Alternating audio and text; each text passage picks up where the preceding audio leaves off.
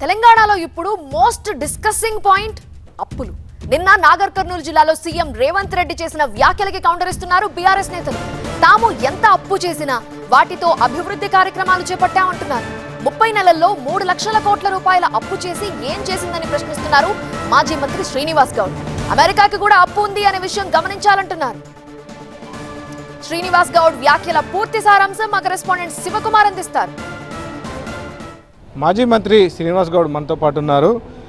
నిన్న మిడ్జిల్ సభలో తెలంగాణ రాష్ట్రాన్ని మిగులు బడ్జెట్తో మీకు అప్పగిస్తే 8 లక్షల కోట్ల అప్పులు చేశారు 10 ఏళ్లలో అని చెప్పేసి సీఎం రేవంత్ రెడ్డి ఆరోపణలు చేశారు. దీనికి మీ స్పందన ఏంటి? కరెక్టే, మిగులు బడ్జెటే. మరి మిగులు బడ్జెట్లో ఉన్నప్పుడు తెలంగాణ పరిస్థితి ఏంది? 10 జిల్లాల్లో 9 కరువు జిల్లాలు. తాగడానికి ఊళ్ళల్లో మంచినీళ్ళు లేవు, ఒక హాస్పిటల్ సరిగా లేకుండే, ఒక మెడికల్ కాలేజ్ లేదు. 70 ఏళ్లలో ఒక మెడికల్ కాలేజ్ వచ్చిందంతే. ప్రతి మహిళ ఎంత ఇబ్బందులు ఉండేది. 200 పెన్షన్, వికలాంగులు 400 రూపాయల పెన్షన్తో ప్రతి గ్రామం కూడా కంపు ఉండేది. మరి మిగులు బడ్జెట్ వచ్చిన తర్వాత 8 లక్షల కోట్లు కాదు అని మేము చెప్తా ఉన్నాం. జూపల్లి గారు సవాల్ ఇసిరిండు, రాలేదు. మరి వాళ్ళు ఏం చెప్పుకోలేక, సమాధానం లేక ప్రజలను ఏదో మాయాలా చూపించాలని చూస్తున్నారు. బీఆర్ఎస్ మీద అబండాలు వేస్తూ వచ్చిండ్రు అధికారంలోనికి. ఇంకా అదే నడుస్తుంటే కుదరదు, అట్లా కుదరదు. ఆర్బీఐ చెప్పింది, కాగ్ నివేదిక ఇచ్చింది, అసెంబ్లీ కూడా చర్చ జరిగింది.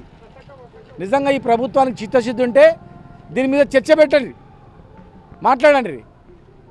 ఉట్టేనా మితమన్నవాదం వేస్తే ఎవరు నంబరు. మేము తెచ్చింది అప్పు కాదు, అది అప్పు పెట్టుబడి. తెలంగాణకు పెట్టుబడి పెట్టినాం. ప్రపంచంలోనే తెలంగాణ అనేది ప్రపంచ పటంలో గూగుల్ కంపెనీలు, రకరకాల ఇండస్ట్రీస్ తెలంగాణకు వచ్చినాయి. ఎందుకు వచ్చినాయి? వ్యవసాయం, వరి పంట. భారతదేశంలో అత్యధిక వరి పంట ఎందుకు పండింది? ఉచిత కరెంట్ ఎక్కడైనా ఉందా? ఏ దేశంలో ఉందా? ప్రతి జిల్లాకు ఒక మెడికల్ కాలేజ్ ఎక్కడైనా ఉందా?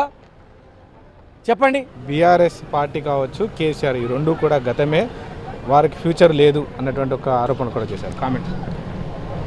ఎవరికి ఫ్యూచర్ ఉందో, ఎవరికి ఫ్యూచర్ లేదో ప్రజలు నిర్ణయిస్తారు. ఫ్యూచర్ బీఆర్ఎస్ పార్టీకి ఉంది. ప్రజలు ఎవరి వైపు ఉన్నారనేది ఎలక్షన్ల ద్వారానే నిర్ణయిస్తారు. ఎమ్మెల్యే ఎలక్షన్ రాజీనామా చేయించిన మీ పార్టీల వాళ్ళను, మీ పార్టీలో జాయిన్ చేయించుకున్నటువంటి ఎమ్మెల్యేల ప్లేస్లో మీరు ఎలక్షన్ పెట్టి చూపిస్తారా? సహకార ఎన్నికలలో ఎలక్షన్లు పోయి నిరూపిస్తారా?